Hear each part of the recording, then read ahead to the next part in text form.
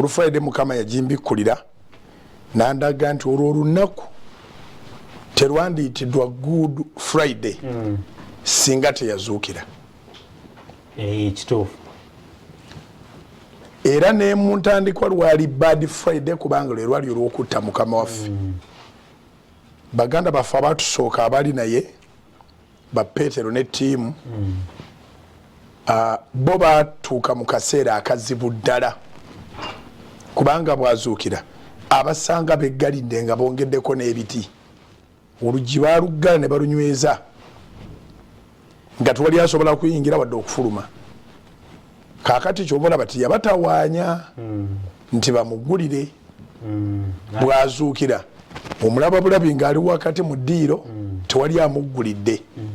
Awa avaayo n'amaanyi ge ag'obwakatonda nti mwoyo mwereere omubiri bwayagala agwambala bwayagala tagwambala. So abatume bamwekangira wakati naye baali beggalidde kubanga yali mukama waffe yafudde.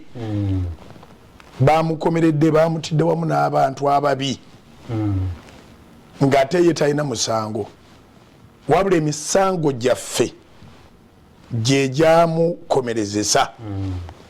So baganda baffe abaali naye mu kaseera ako baasanga obuzibu bunene nti bali tebakyalina kyakwogera. It was a bad Friday.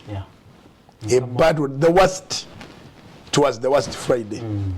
But then after resurrection 3 days ekkanisa ky'ova olaba etandika culture ey'okukuŋŋaananga ku Sunday so si ku Sabbiiti ekuŋŋaana ku lunaku olubereberye mu wiiki.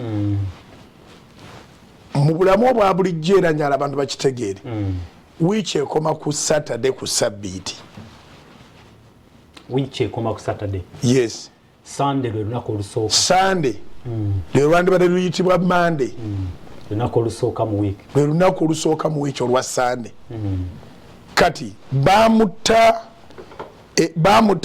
ne bamuziika ku lunaku olwokutaano nga banguyirizaako bakwate Sabbiiti. Kuyingira mu Sabbiiti. Kyokka nga yababuulira nti ye mukama wa Sabbiiti. Naye bo ne basalawo bakuliriza olunaku okusinga mukama waalwo.